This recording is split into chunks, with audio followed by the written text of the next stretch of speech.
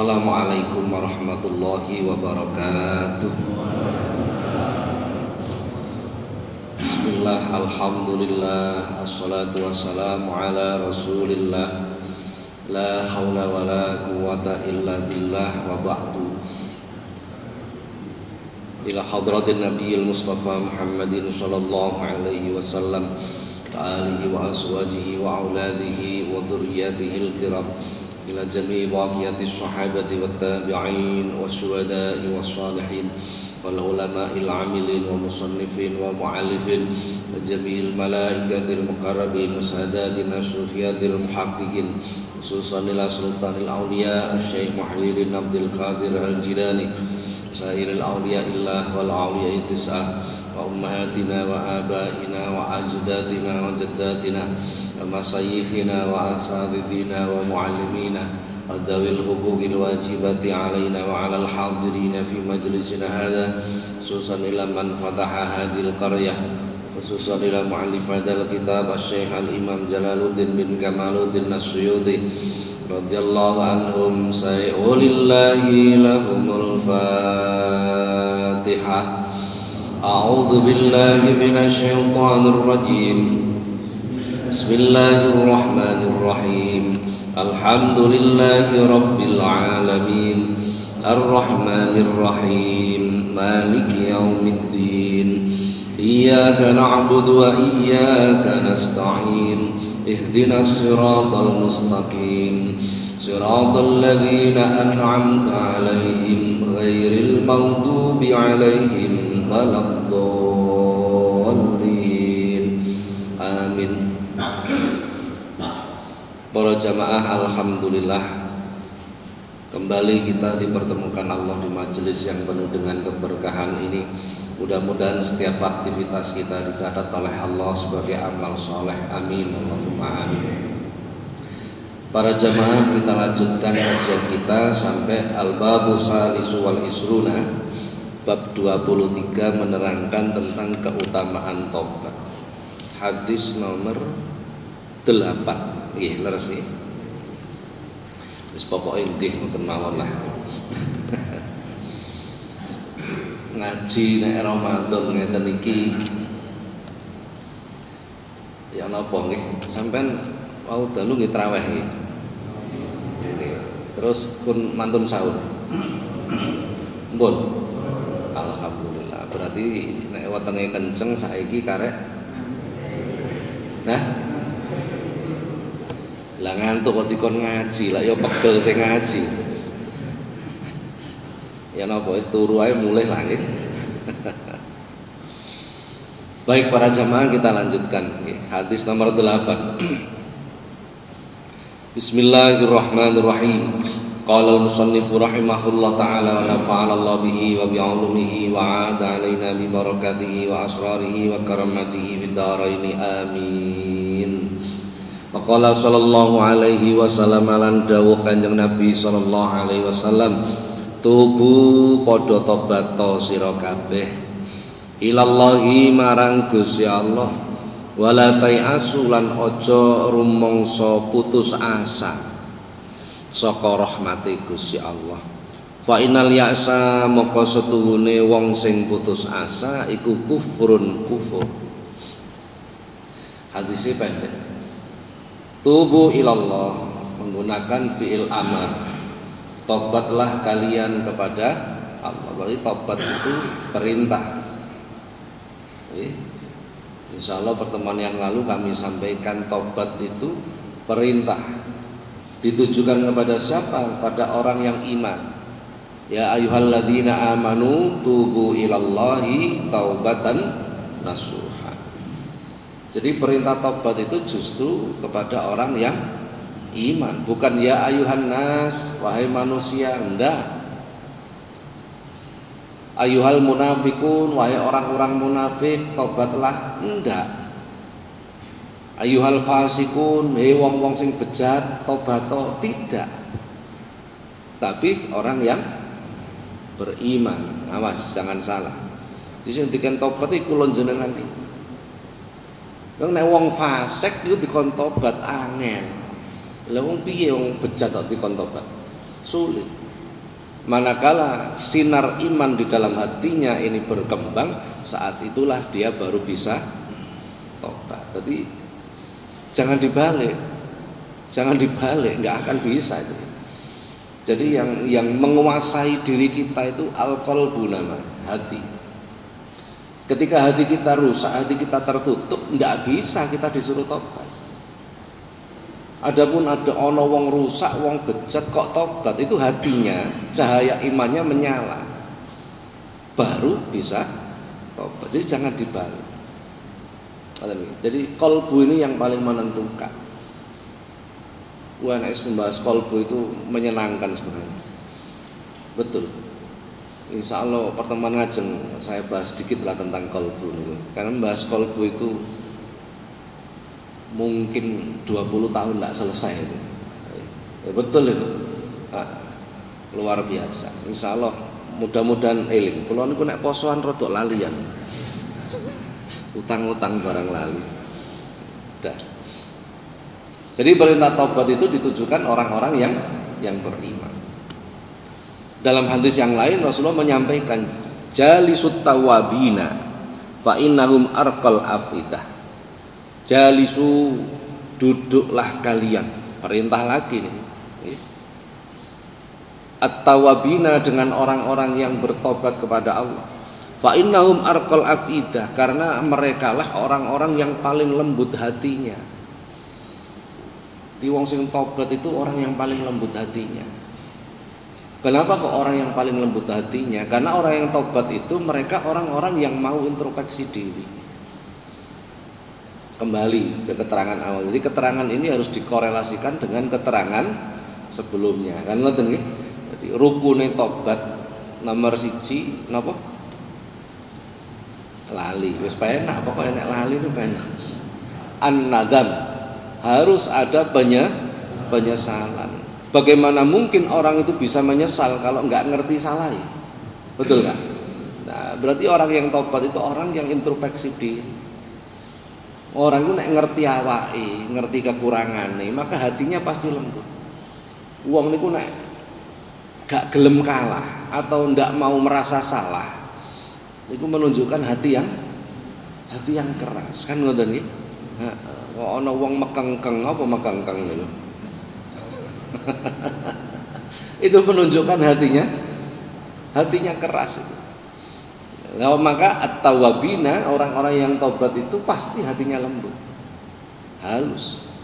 Nah, dia tidak akan suka menyalahkan orang lain, walaupun orang lain itu salah sekalipun. Dia tidak akan suka itu. Kenapa? Karena dia juga introspeksi diri, aku iki sopo dan lain sebagainya. Jadi an-nadam, karena munculnya an-nadam. Lagi pula dalam Al-Qur'an Allah Subhanahu wa taala berfirman, "Walladzi yuriikum ayatihi wa yunzilu lakum minas sama'i rizqa wa ma yatadakkaru illa may yunib." Allah akan menunjukkan tanda-tanda kebesaran Allah dan menurunkan rizki bagi kalian dari langit, dan tidaklah ada orang yang bisa mengambil pelajaran kecuali orang-orang yang taubat. Jadi orang yang bisa mengambil pelajaran dari Allah itu adalah orang-orang yang taubat. Kenapa bisa mengambil pelajaran? Karena hatinya lembut. Nah, iya. Begini, ngeten para jamaah. Jadi wong pinter dengan orang yang bisa mengambil pelajaran dari apa yang diberikan Allah itu berbeda. Ngoten nggih? Jadi wong pinter itu ya pinter, apa-apa ngerti, apa-apa apal itu pinter. Beda dengan orang yang pandai mengambil pelajaran dari Allah. Sampeyan mlebu ning perumahan Kosagra, dilalah dalane ana jeglongan. Kejeglong. Numpak sepeda motor kejeglong. Sore liwat meneh, dititeni nang kono ana jeglongan, terus dihindari. Itu mengambil pelajaran namanya. Itu mengambil pelajaran. Lah wong sing pinter itu belum tentu pandai mengambil pelajaran. pinter, apa-apa hafal, dalan ndi hafal, tapi ben liwat kono kejeglong terus. Contohnya seperti itu. Jadi logika sederhananya seperti itu. Maka dalam semua keadaan ini adalah pengendalian diri itu yang paling utama. Apa pengendalian diri itu? Yang dimaksud dengan diri itu apa sih? Yang dimaksud itu qalbu tadi. Jadi hati itu ibarat raja dalam diri manusia. Idza saluhat fasaluhal jasadu kulluhu wa idza fasadat fasadal jasadu kulluhu ala wahyal qalb. Nek atine apik kabeh penggawene ati. Nek atine elek penggawene, maka hati ini yang mendominasi pada diri kita. Dijing mau lah aku terangkan. Kita lanjutkan. Tobat itu terbagi menjadi 3 kelas. Ada tiga kelas. Yang pertama taubatul awam, tobatnya orang-orang awam, kita orang-orang awam. Tobatnya orang awam itu pertama adalah dari perbuatan yang disebut kabair, dosa besar. Dosa besar ditobati, nglakoni dosa gede ditobati, nglakoni dosa gede. Contoh dosa besar itu apa? Banyak sekali. Nyolong, kan gitu nggih. Ngomele zina, ngomele mendem, ngomele berani dengan orang tua, kan termasuk ngomele menyekutukan Allah. Kan dosa-dosa besar itu. Wah, nek kula insyaallah mboten lah Pak, nek menyekutukan Allah. Durung karuan. Belum tentu. Saya kasih sebuah gambaran. Dalam Al-Qur'an itu Allah Subhanahu wa taala berfirman, "Afara'aita man ittakhadha ilahahu hawahu wa adallahu Allahu ala ilmin wa khatama ala sam'ihi wa qalbihi wa ja'ala ala basarihi gisawah." Afara'aita, apakah kalian tidak memperhatikan? Manit takhoda ilahahu hawahu, orang-orang yang menjadikan hawa sebagai Tuhan. Hawa itu artinya kesenangan. Nek kula jenengan nyembah wit mungkin atau tidak? Tidak mungkin. Nyembah berhala tidak mungkin. Kenapa? Logika kita saja tidak bisa menerima. Betul nggak? Tapi kalau menyembah kesenangan amat sangat dimungkinkan. Apa menyembah kesenangan itu? Menuhankan kesenangan itu apa? Lebih tunduk pada kesenangan daripada tunduk kepada Allah. Betul. Itu namanya menuhankan hawa. Ini sering kula paringi contoh. Panjenengan bareng ngaji karo Pak Takmir dikai pengumuman, monggo para jamaah sedaya mawon nderek kula teng Malang. Gratis kula siapi kendaraan. Enten napa, Pak? Mangan-mangan. Kira-kira kendaraan 5 cukup apa ora? Pertemuan berikutnya bar ngaji diumumke melih. Monggo Pak para jamaah sing nderek ngaos. Nderek kula melih teng Malang. Napa, Pak? Mangan-mangan melih. Mboten pengajian. Kira-kira budal apa mboten? Budal apa mboten kira-kira? Nek mangan masih adoh dibelani, nek ngaji wis gak melu komentar pisan. Wong atase ngaji kok adoh-adoh kaya kene kurang kiai. Lah, ngeten iki sing bagian gembosi ngeten iki lagi.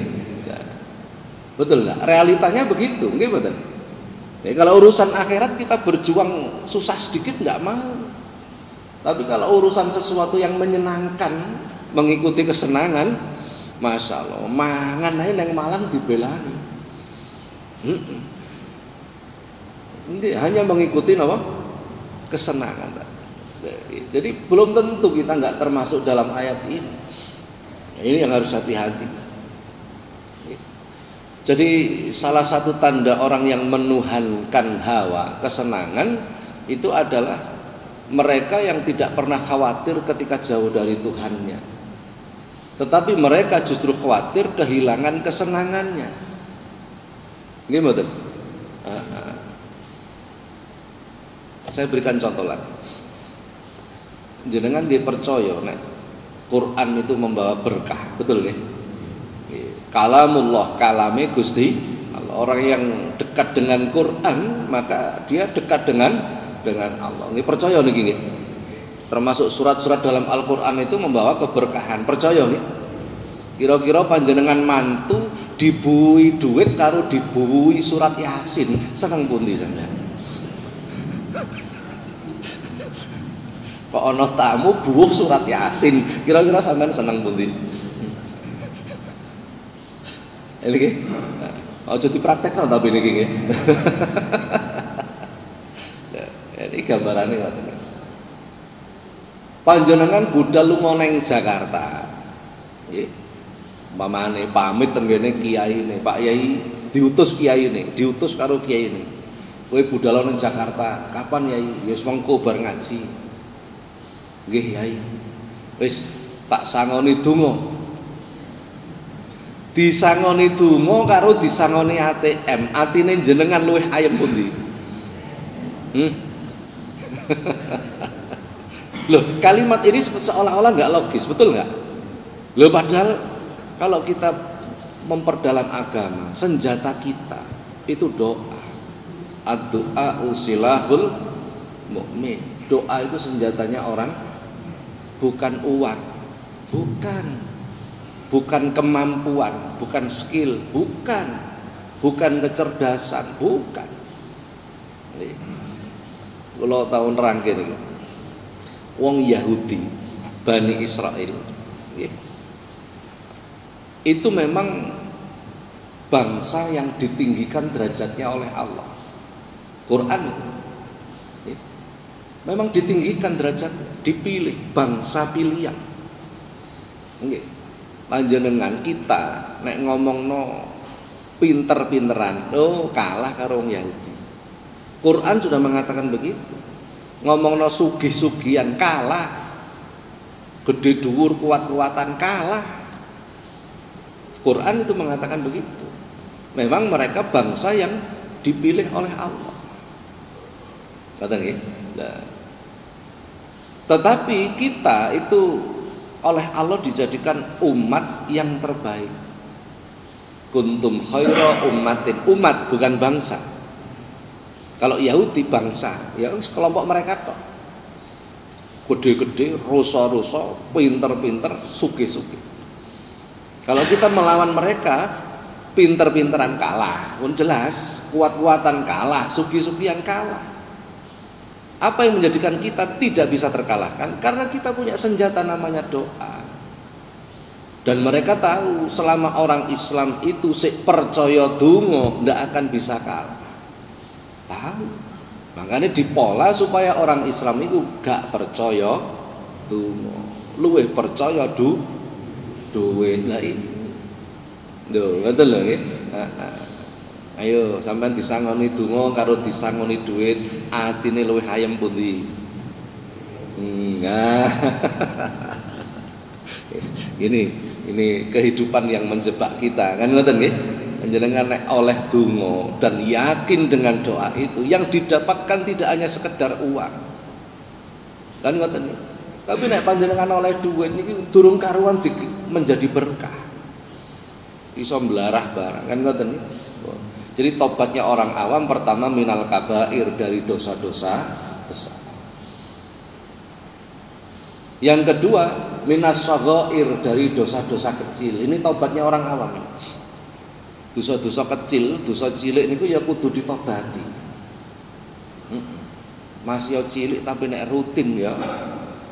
Nah, kan menjadi besar, kan ngoten nggih? Laisa shaghair illa bil istimrar wa laisal kabair illa bil istighfar. Tidak ada dosa itu kecil ketika dilakukan terus. Tidak ada dosa itu besar kecuali dibarengi dengan tobat. Jadi tobati entek. Jadi yang kedua minas shaghair. Yang ketiga minal makruhat, dari perbuatan yang dibenci oleh Allah. ditobati. Ada perbuatan itu tidak dosa, tapi tidak disukai oleh Allah. Napa contohnya? Nggih, semua yang makruh itu, semua yang makruh itu, karoha itu artinya dibenci oleh Allah. Nonton nggih, ini tobatnya orang awam ya kula jenengan. Yang kedua, taubatul khawas, tobatnya orang yang khawas. Tobatnya orang yang khawas itu meliputi yang pertama min khilafil ula, saking nulayani perkara kang luwih utama. Apa nulayani ini? Napa nulayani? Ketika keluar dari perbuatan yang lebih utama, itu mereka bertobat, sehingga mereka ngerti persis apa yang lebih utama dan akan berupaya melakukan sesuatu yang lebih utama. Zaman Rasulullah itu ono sahabat nglakoni salat. Tengah-tengah salat dibengoki karo mae. Karena dia sedang salat gak ngereken. Wah, akhirnya mati nih angel. Kan begitu kan? Karena dia tidak ngerti mana yang lebih utama. Salat gak ngereken, diundang karo mak, apa salat jawab mak, enggak iso mbedakne. Betul kan? Nah, ini namanya min khilafil ula. Hal-hal seperti ini kudu ditobat. Panjenengan poso sunah Senin Kemis contohnya, terus dijak pengurus masjid silaturahmi neng omahe kiai, undang acara PHBI Isra Mi'raj napa-napa. Panjenengan pas poso, begitu sampai dalamnya kiai, maghrib kurang 10 menit. Karo kiai ini disuguhi ngombe, disuguhi daharan.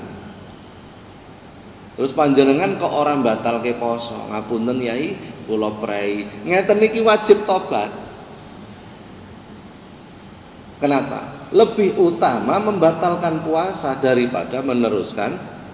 Lho ngene iki nek ora ngaji tetep ra iso, nggih mboten? Nah, makanya nek sampean poso sunah sing sregep silatu. Yo gak ngono iku lak modus jenenge.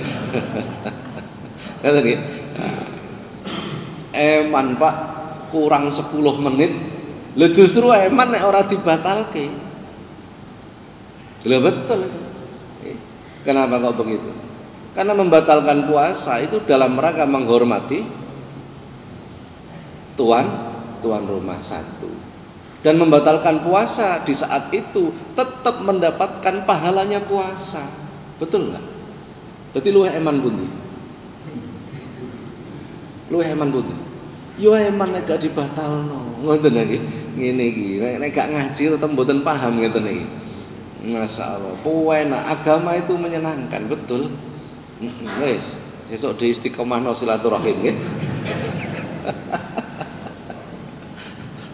Nah, contohnya begitu. Min khilafil ula, dari sesuatu yang lebih utama. Berarti kita harus mengerti apa yang lebih utama.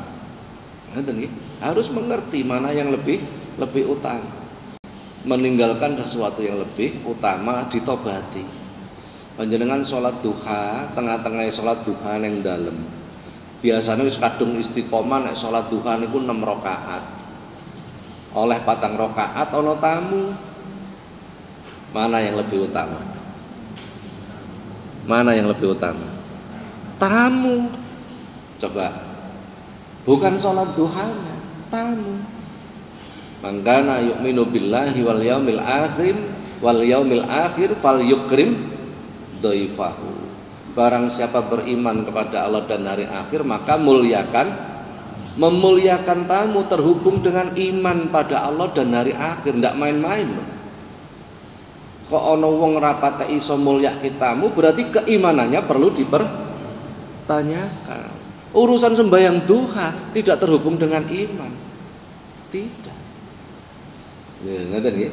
Lho, ngeten-ngeten iki kudu pokok nek wis ta, angger ora ngaji tetep ora iso paham. Wong sing ngaji wae bolak-balik lali kok ngoten. Lah contohnya seperti Ketika meninggalkan sesuatu yang lebih utama, mereka bertobat. Ini bukan kelas kita, mboten teko kula jenengan pun, nggih.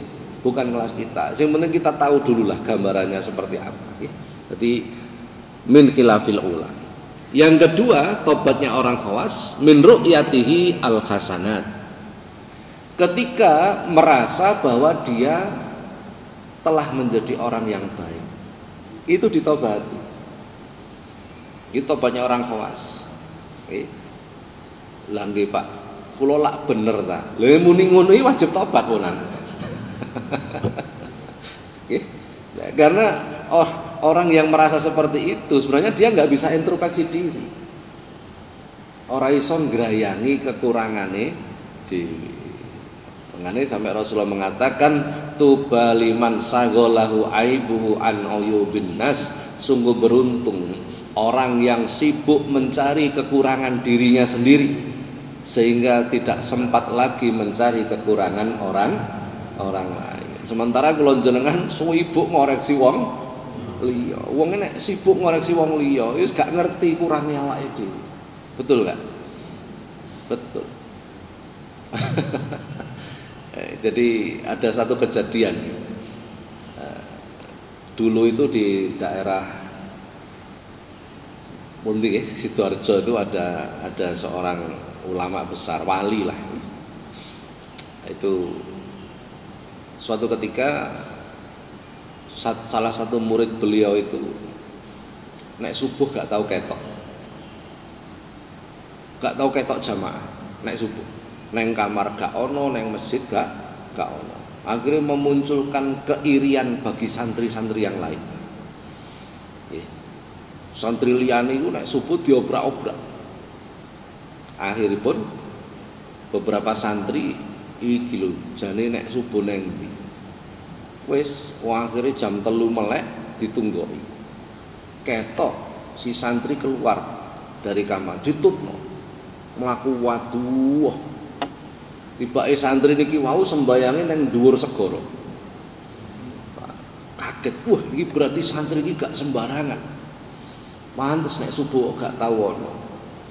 Wah akhirnya 3 orang santri sing ngetutno niki wau nggih lapor nang Kiai, Pak Yai. Si fulan ini ben subuh ra tau ketok jamaah. Wingi kula tutke. Akhirnya saya tahu dia kalau subuh itu sholatnya di atas lautan. Kiai ini dengan enteng terus matur. Lah terus awakmu subuhan apa ora? Boten Yai. Lah ini kan gara-gara mencari aib orang lain. Sibuk mencari orang lain, aib orang lain sehingga tidak merasa kalau dirinya melakukan banyak kesalahan. Nggih.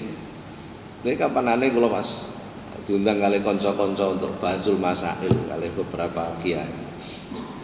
Kalau zaman dulu itu kan rame, sempat heboh, sempat nopo lagi. Ana sing salat tarawih 8 rakaat, 20 rakaat dulu kan sempat polemik kan ngoten nggih. Subuh kunut apa gak kunut sempat polemik dulu. Nah, sekarang kan tidak menjadi polemik. Subuhan kunut apa gak kunut itu tidak geger. Itu juga menyenangkan itu, tapi yo kadang masih memunculkan tanda tanya. Ojo-ojo subuh kunut gak kunut terus wong-wong gak geger iki, wong-wong padha gak subuhan kabeh. Jangan-jangan seperti itu gitu nih. Nah, dan lain sebagainya gitu.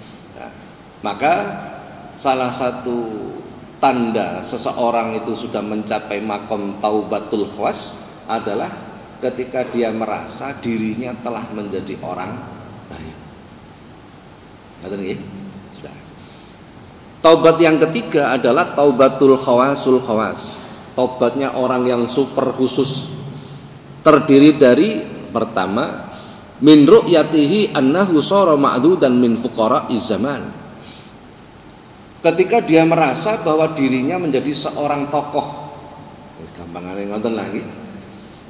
Dihormati orang, dia merasa seperti itu wajib tobat. Lah iya, aku iki ya apa ya? Neng kampung kene aku iki dituakno karo wong-wong. Dadi aku ya kudu iso njaga awakku. Ketika merasa begitu, itu wajib tobat.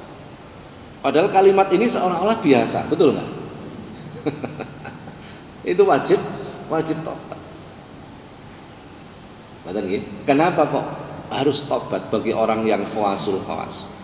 Karena ketika dia merasa lah yo aku neng kampung kene iki dituakno karo wong-wong, dia lupa bahwa yang meninggikan derajat itu Allah, yang menghinakan derajat itu Allah. Sehingga harus ditobati. Bukan orang-orang kampung yang menuakan dia, bukan, tapi Allah yang menjadikan seperti itu. Nah, contohnya seperti itu.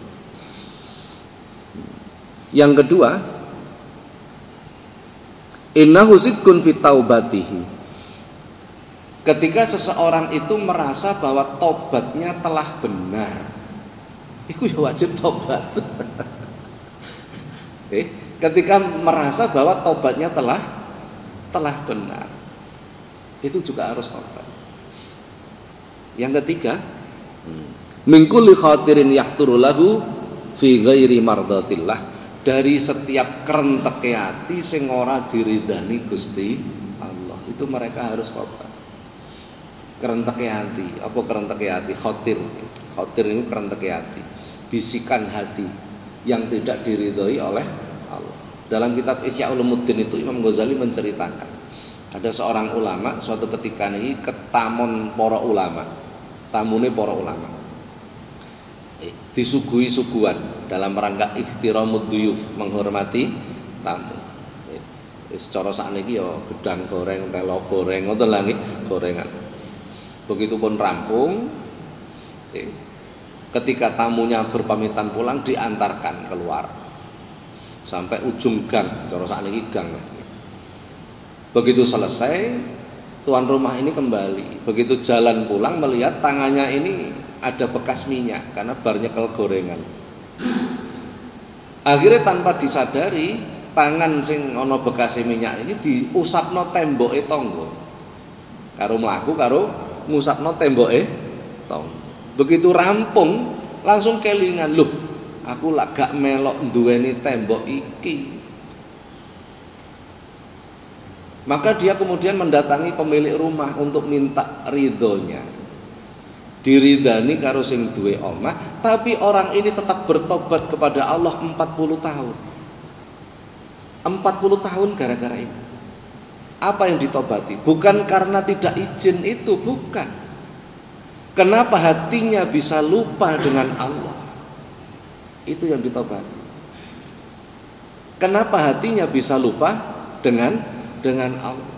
Delok tangane kono bekas minyak diusapno temboke tangga. Ini minta izin pada tetangga, dosanya hapus, selesai.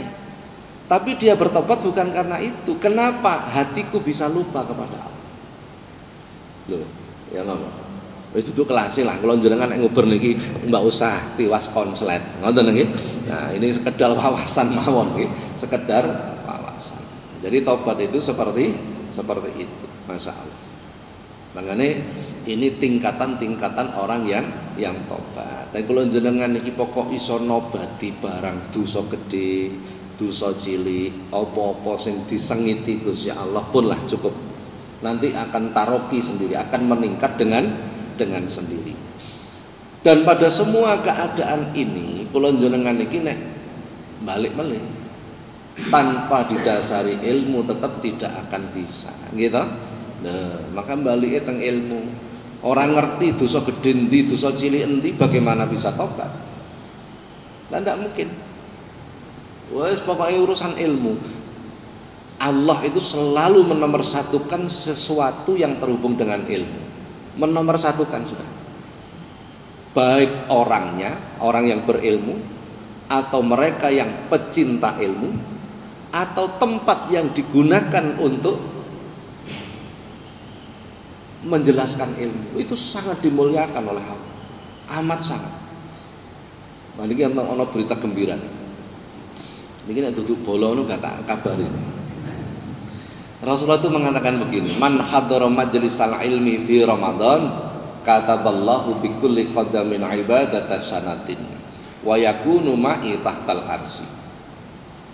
Kata Rasulullah, barang siapa yang hadir di majelis ilmu ketika Ramadan saat ini, kados panjenengan iki teko teng majelis ilmu ketika Ramadan, tapi kudu niat. Lah iki sing kula gak patek yakin jenengan wau niat napa mboten? Niat salat subuh napa niat thalabul ilmu? Ya. Sing durung niat sakniki niat supaya oleh ganjaran iki wae. Lah betul.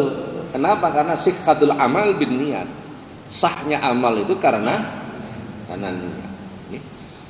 Barang siapa yang hadir di majelis ilmu ketika Ramadan, kataballahu bikulli qadamin ibadatan sanatin, maka dicatat oleh Allah setiap langkah dari rumah menuju tempat itu, setiap langkahnya dicatat sama dengan melakukan ibadah sunnah 1 tahun. Sampeyan tahu poso sunnah setahun? Nek ndelok potongane padha karo aku gak betah luwe kan ngoten nggih. Jelas ndak mungkin kita mampu. Setiap langkah dicatat melakukan ibadah sunnah setahun. Wah, anu ya Pak. Kula budal teng masjid numpak sepeda motor ya Pak. Niki ngitunge dos pundi? Kan mboten ngelangkah. Mboten melangkah tapi numpak sepeda motor. Nek ora ana dalile kula mboten wani muni. Berarti numpak sepeda motor itu termasuk bid'ah. Masa ngono kira-kira? Ya karena tidak ada dalil yang menyebut begitu, kan ngoten nggih. Apakah setiap putaran roda itu dianggap satu langkah? Itu kan kreativitas kita. Saya tidak berani mengatakan begitu. Nggih. Jadi tidak berani saya. Apa wis sembulah nggih. Sing penting ganjarannya seperti itu. Setiap langkah sama halnya melakukan ibadah sunnah setahun. Wa yakunu ma'i tahtal arsy, ini yang lebih menarik lagi. Dan bagi orang-orang yang hadir di majelis ilmu ketika Ramadan, wa yakunu ma'i tahtal arsy, kata Rasulullah, dia berada di bawah ars bersama denganku.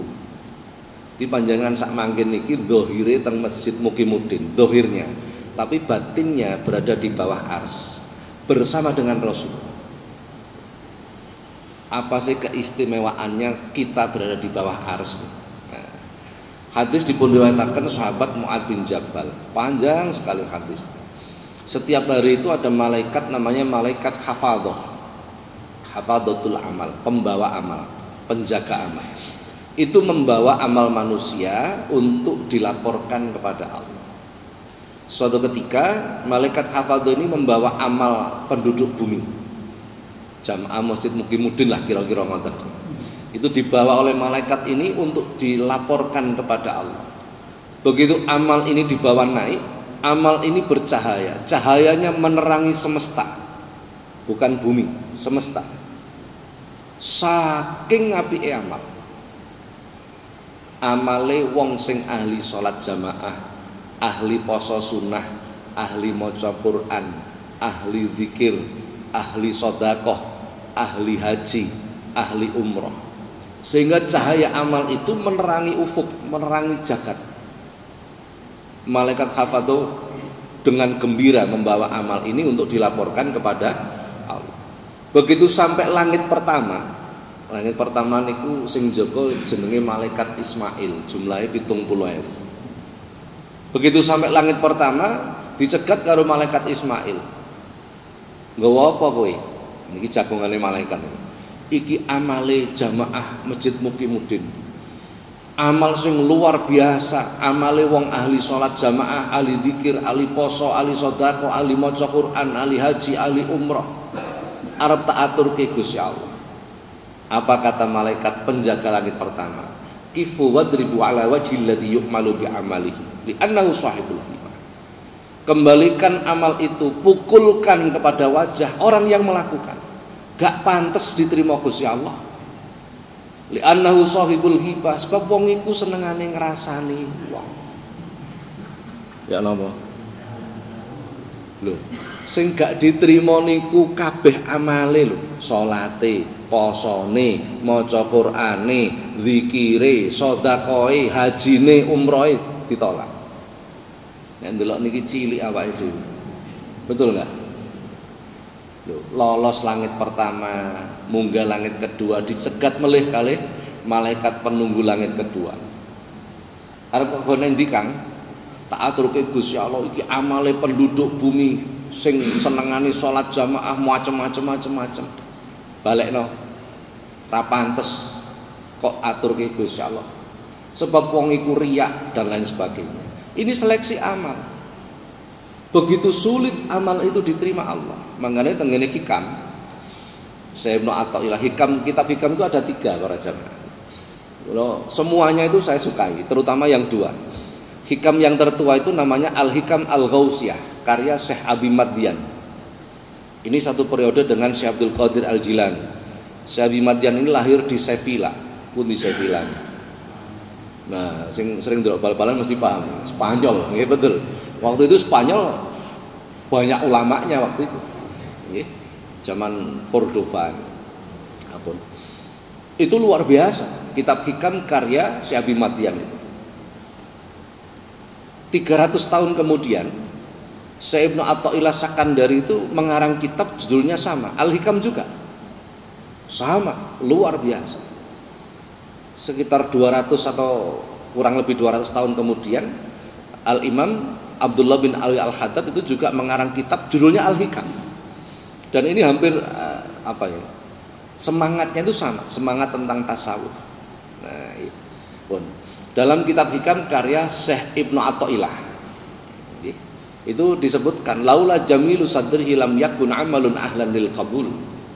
Seandainya tidak ada keindahan tutupnya Allah, maka satupun amal itu tidak ada yang pantas diterima oleh Allah.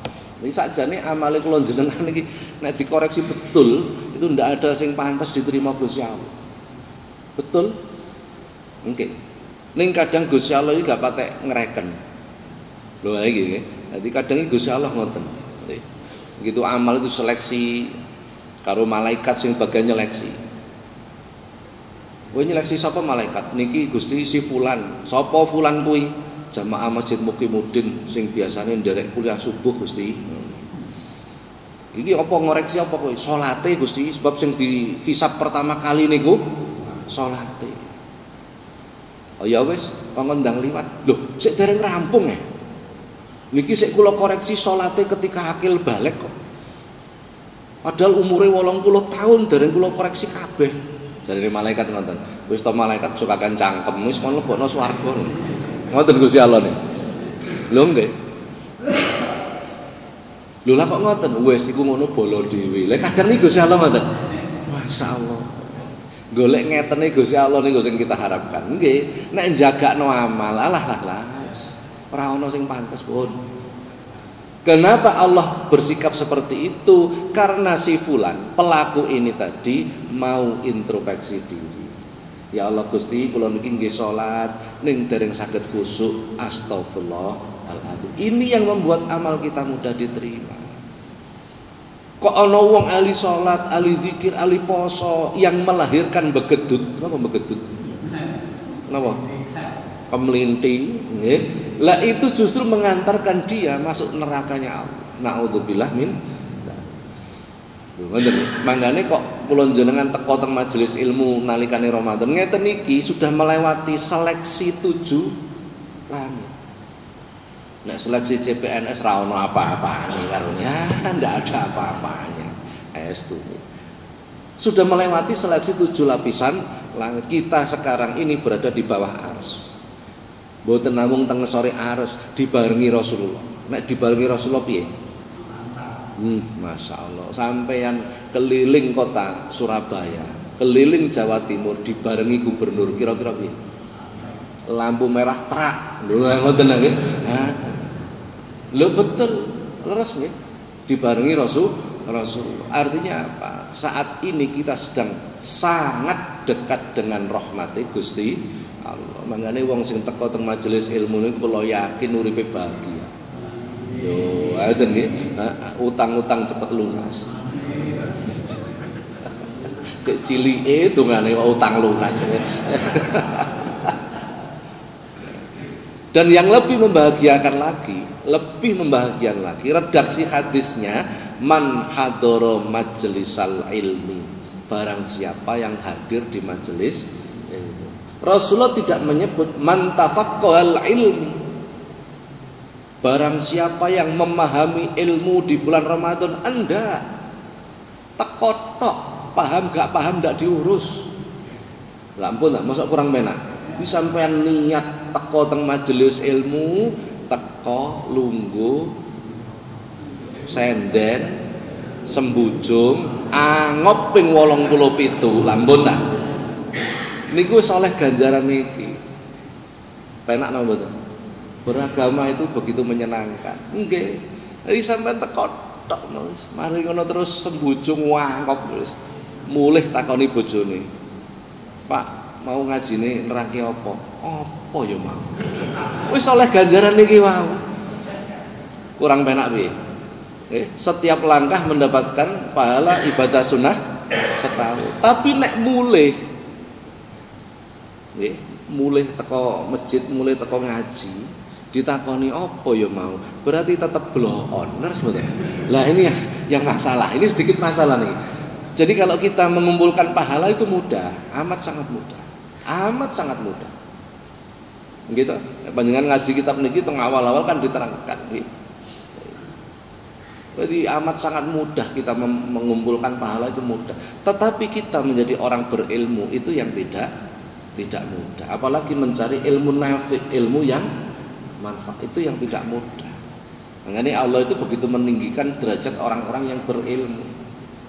Yarfa'illahul ladina amanu minkum walladina yarfa'illahil ladina amanu minkum walladina utul ilma darajat. Allah meninggikan derajat orang-orang yang beriman dan lebih meninggikan derajat orang-orang yang berilmu beberapa derajat. Orang beriman dibandingkan orang berilmu itu selisihnya 700 derajat. Lebih tinggi orang berilmu.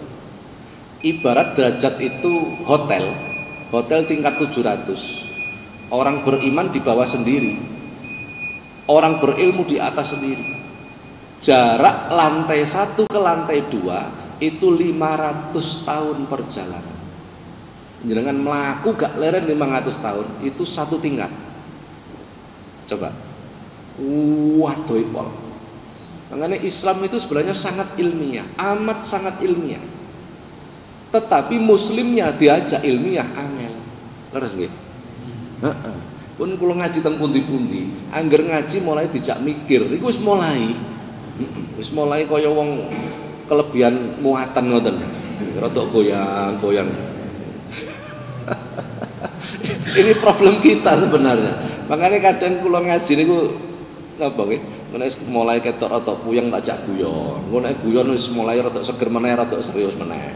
Nek serius rada puyeng tak jak guyon meneh, ngoten lho nggih. Nek dijak serius ngoten. Kadang kula nggih heran, kok iso padahal Islam itu begitu ilmiah. Amat sangat ilmiah. Betul. Dan Allah mengajarkan kita menjadi orang yang cinta ilmu. Tapi muslime ini kok dijak seneng ilmu niku wabot. Apa ya? Mikir nyambut gawe wis mumet Pak. Ngaji sampe jak mikir meneh tambah mumet pindho. Kira-kira begitulah nggih. Nah ini makanya harus dinaik turunkan gitu. Betul. Dan ini menyenangkan, betul menyenangkan. Makanya Imam Ghazali itu menulis sebuah kitab judulnya Kimya'us Sa'adah, metode bahagia. Insya Allah teman-teman ngajen lah, saya bacakan sedikit, itu menarik sekali. Metode bahagia, karena kita itu kepingin bahagia tapi orang ngerti cara bahagia, betul nggak? Sehingga kita sering mengasumsikan bahagia itu nek akeh duwite, bahagia itu nek ra duwe masalah, bahagia itu nek bojo wayu manut, gampang bojokane. Itu dianggap bahagia, padahal belum tentu, belum tentu, bener nggak? Nah, ini Imam Ghazali sampai menulis panjang itu Hujjatul Islam, bukan main-main. Kalau ulama yang bergelar hujjah, al-hujjah itu tidak banyak. Salah satunya Imam Ghazali. Jadi ada ulama itu bergelar al-hafid, Al-hafidh fi ilmil hadis itu orang yang hafal lebih dari 300.000 hadis. Ada al-hakim, orang yang fi ilmil hadis, orang yang hafal lebih dari 1000 hadis. Al-hujjah, kalau gelarnya hujjatul Islam, itu hafal sebagian besar hadis. Imam Abu Hanifah itu hafal 1.500.000 hadis. Pengarang kitab ini, Imam Jalaluddin bin Kamaluddin As-Suyuti, hafal 300.000 hadis. Loh, Imam Ghazali hafal sebagian besar hadis, berarti yang tidak dihafal sedikit. Imam Bukhari menulis hadis dalam kitabnya itu tidak sampai 15.000, 10.000 sekian. Hanya 10.000. Imam Jalaluddin As-Suyuti hafal 300 hadis. Jenengan hafal piro? Burine kok gak enak ngono, Pak. Lah gitu. Artinya kita harus mawas diri gitu loh maksudnya, nggih. Ya Allah, Masya Allah. Enggak. Nah, kalau di pesantren tuh menghafal 40 hadis itu biasa. Betul, biasa. Karena ada keutamaan, orang yang hafal 40 hadis itu ada keutamaan. Kan ngoten. Nah, Imam Ghazali itu gelarnya Hujjatul Islam, pembela Islam. Kalau Syekh Abdul Qadir Jilani itu gelarnya Muhyiddin, orang yang menghidupkan agama. Macam-macam sebutannya. Kalau penulis kitab ini Imam Jalaluddin bin Kamaluddin As-Suyuti itu gelarnya Sultanul Arifin, rajanya orang ma'rifat. Beda-beda nih, gelarnya beda-beda. Ya, beliau menulis satu kitab judulnya Kimya'us Sa'adah, metode bahagia. Loh, kalau jangan pengen bahagia tapi ra ngerti carane, sehingga berkali-kali salah. Wong iki tak rasa-rasakno. Nek duwe-duwe iku uripe seneng. Itu kan menurut pendapat dia. Akhirnya dalam hidupnya dia mengejar uang terus. Begitu duit-duit akeh tibake kecil, tetep ra iso bahagia. Jare koncone, "Gak lah, wong aku lahir procote duitku wis akeh, buktine aku ra iso bahagia." Bahagia iku aku nek ndelok kancaku. Kancaku iki bojone wayu, manut, gampang bujukane. Kok bahagia? Akhirnya dia mengejar seperti itu. Dalam hidupnya dia mengejar seperti itu. Begitu keturutan nggak bahagia juga. Koncone situ berpendapat, wong iki seneng, ya. Aku iki ngrasakno dhewe. Aku duwe anak, anakku 5 mblunat kabeh, lunat ngono. Boweling kabeh. Susah aku. Wis gak ana wong sing bahagia kecuali nek anak putune soleh solihah. Dia mengejar itu. Begitu tercapai ternyata nggak bahagia juga. Jadi kita ingin bahagia kan kudu ngerti bagaimana cara untuk bahagia. Wah niku ilmu penting niku sakjane, tapi kula dhewe rada ketir-ketir niku angel nerangkene, sulit, menerangkannya sulit. Pun kapan-kapan mawon lah nek kelingan. Pun para jamaah sampai sini dulu menerangkan tentang tobat. Barangkali ada pertanyaan dipersilahkan. Nggih Bapak, monggo. Kula kok sik mambu kaya napa ngoten nggih. Alhamdulillah. Monggo.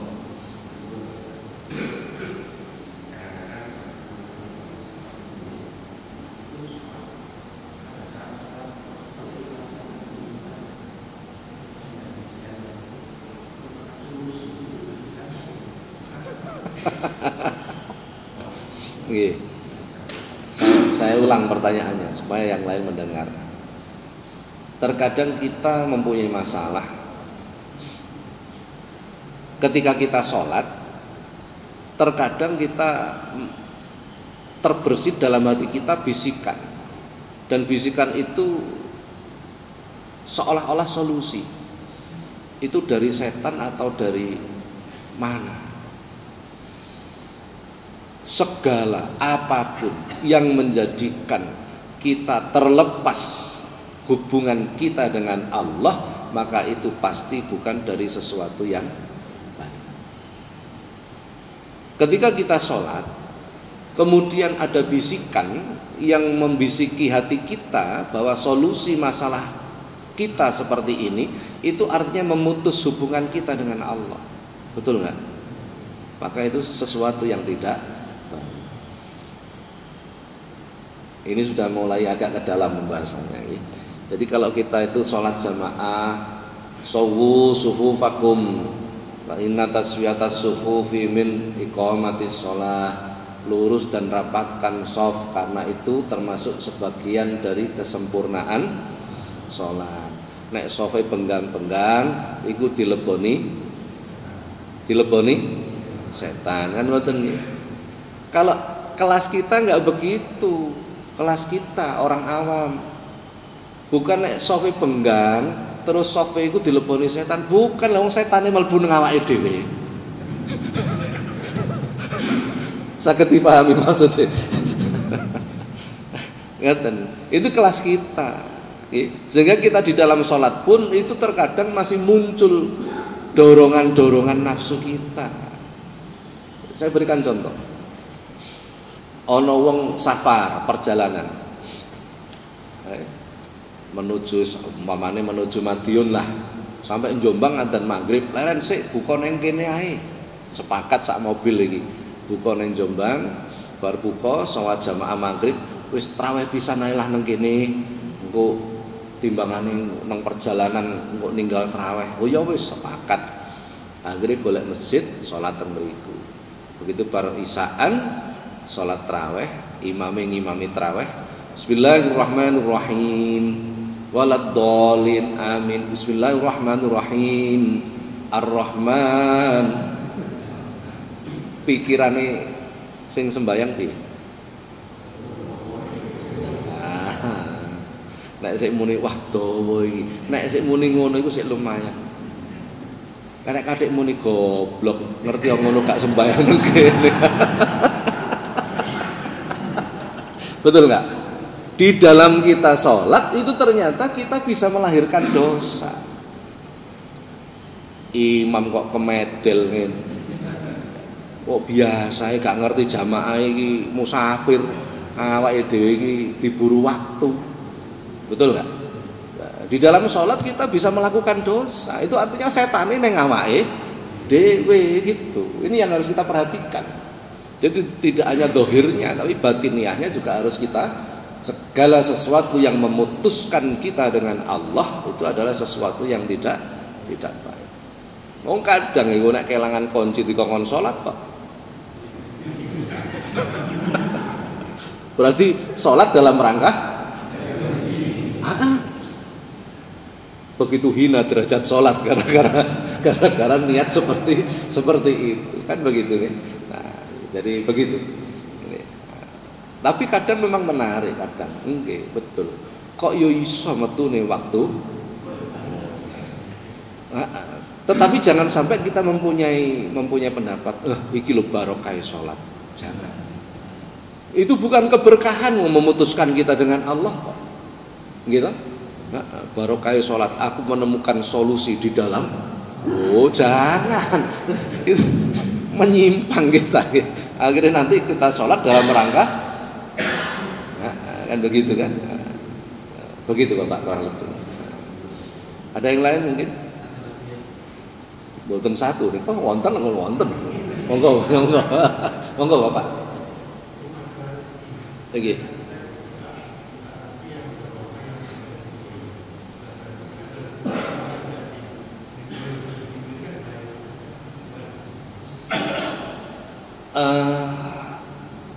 Tidak semua rezeki itu membawa keberkahan. Ya. Jadi segala sesuatu yang disebut berkah itu adalah ziyadatun nikmah wal khair.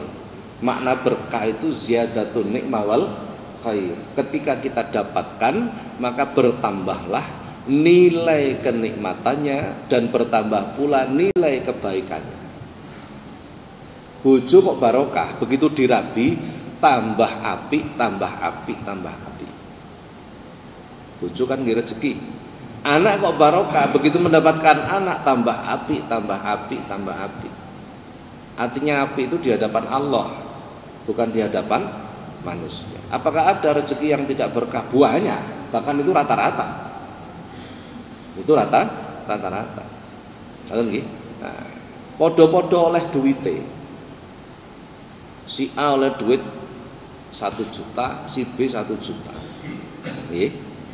Tetapi si A mendapatkan dari sesuatu jalan yang tidak diridhoi Allah. Ridho itu disenangi. Contohnya bujui konco dan lain sebagainya. Maka dipastikan dari jalan yang tidak disenangi Allah itu rezeki tidak membawa keberkahan. Manakala rezeki itu dari jalan yang disenangi oleh Allah, maka itu akan membawa keberkahan. Ketika rezeki yang tidak berkah atau haram atau subhat, remeng-remeng masuk ke dalam tubuh kita, menjadi darah, menjadi nutrisi yang diserap oleh daging kita, maka tubuh kita itu pasti berat untuk diajak melakukan taat. Pasti itu. Pasti itu. Rasulullah mengatakan dalam sebuah hadisnya, daging yang tumbuh dari sesuatu yang haram, wan naru aula bihi, neraka lebih diutamakan baginya. Begitu. Makanya kalau tubuh kita ini kemasukan sesuatu, jangankan yang haram, yang subhat saja, kemudian nutrisi itu diserap oleh tubuh kita, itu mesti berat.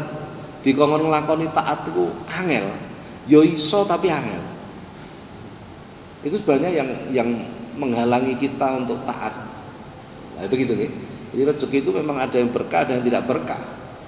Kalau berkah pasti diridhoi Allah, pasti. Kalau tidak berkah pasti tidak diridhoi Allah. Diizinkan dan diridhoi itu beda. Kalau diizinkan, Allah itu mengizinkan kok. Kita mau ngapain saja itu boleh. Kita mau sholat boleh, mau zina boleh. Boleh itu Pak dalam tanda kutip, bukan hukum nih, bukan perspektif fikih. Artinya boleh itu diizinkan oleh Allah. Buktinya apa? Dalam Quran, faman syaa falyu'min faman syaa falyakfur. Sing kepingin iman monggo, sing kepingin kafir monggo. Allah tidak pernah memaksa. Artinya diizinkan. Kalau enggak diizinkan, gak ono wong nyolong. Arep nyolong gak diolehi karo Gusti Allah ya ora sida. Tetapi diizinkan dan diridhoi itu berbeda. Nah, diridhoi itu artinya disenangi oleh. Jadi Allah memberikan kebebasan. Kowe tak ciptakno, kowe tak gawe, karepmu apa terserah. Tapi resiko tanggung sendiri. Nah, itu. Jadi kebebasan yang bertanggung jawab. Begitu Bapak. Monggo. Wah, ini senior kita ini, masih berat ini pertanyaannya. Monggo.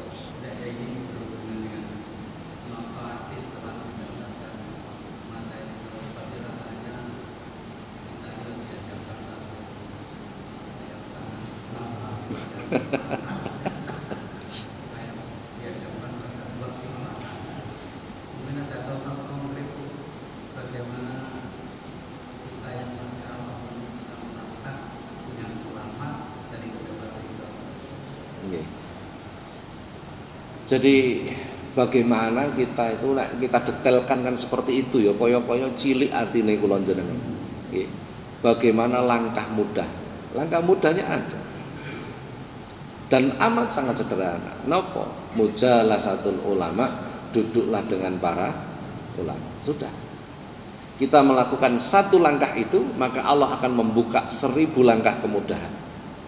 Kalau kita detailkan seperti ini, koyo-koyo angen-angene abot temen to yo. Kan begitu nggih? Dengan mujalasatul ulama, duduklah di majelis ilmunya para ulama. Ngeten.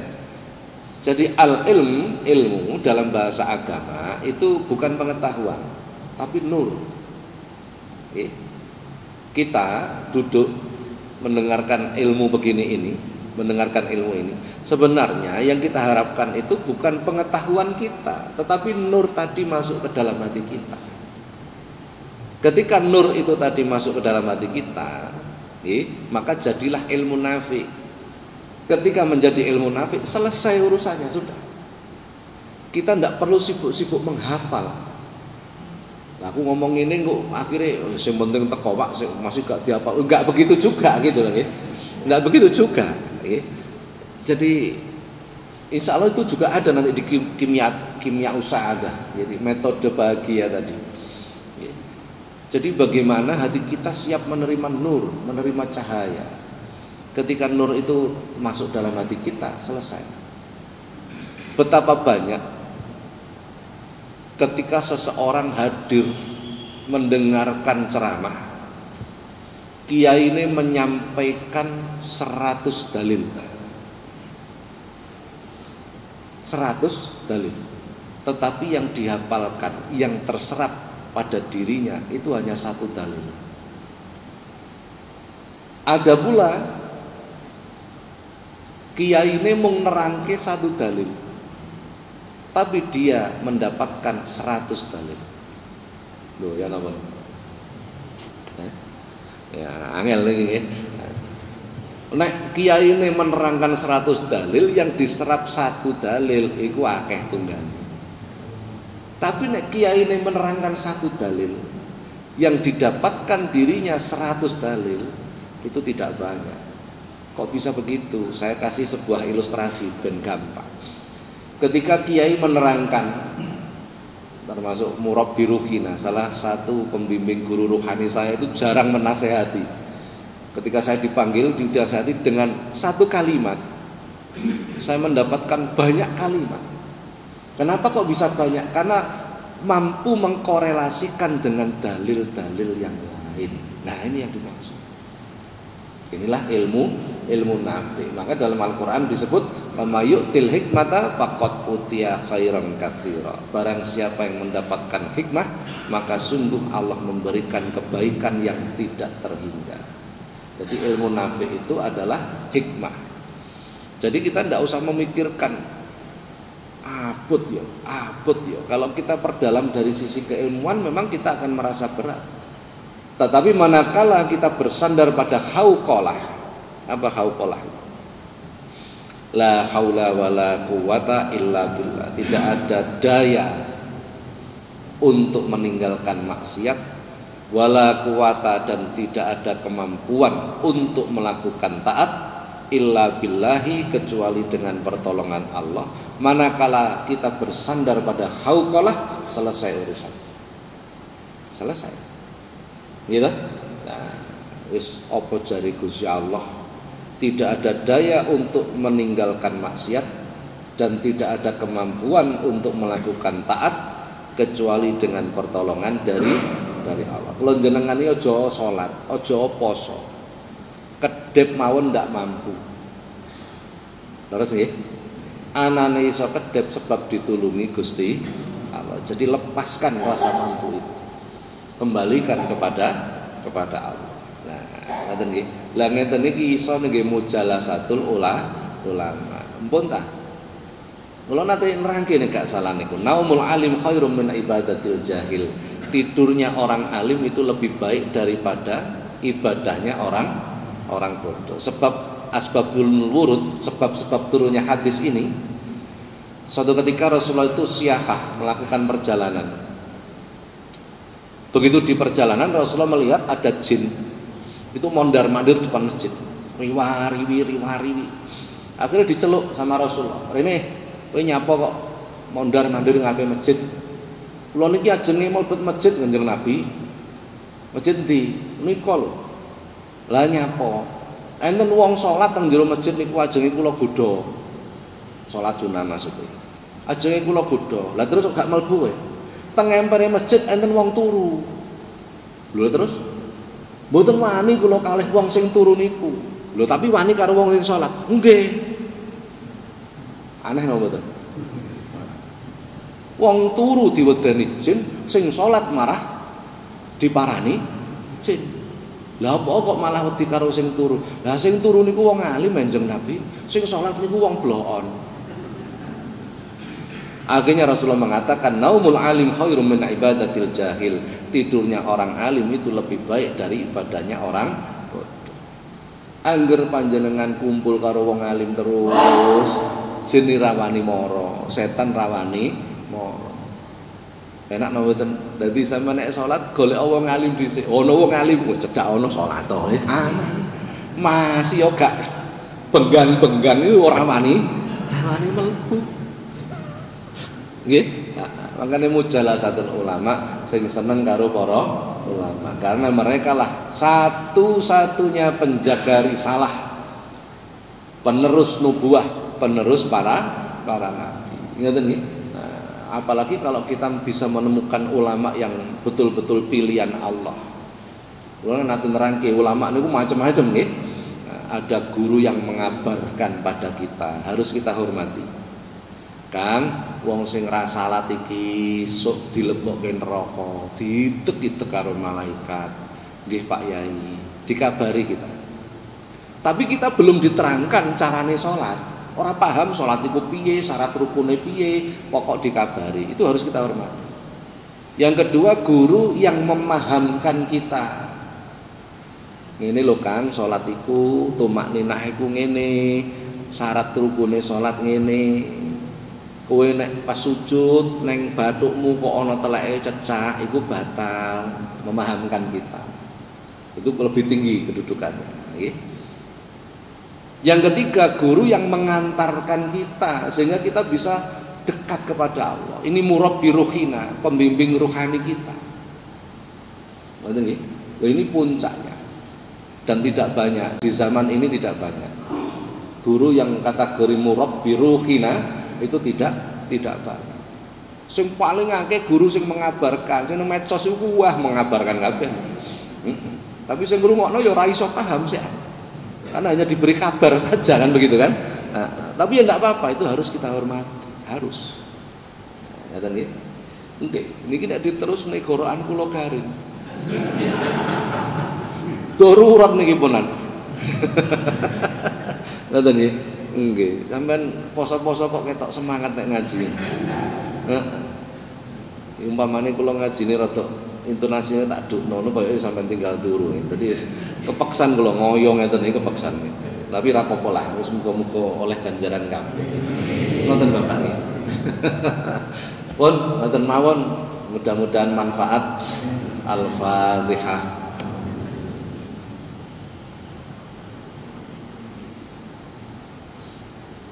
Assalamualaikum warahmatullahi wabarakatuh.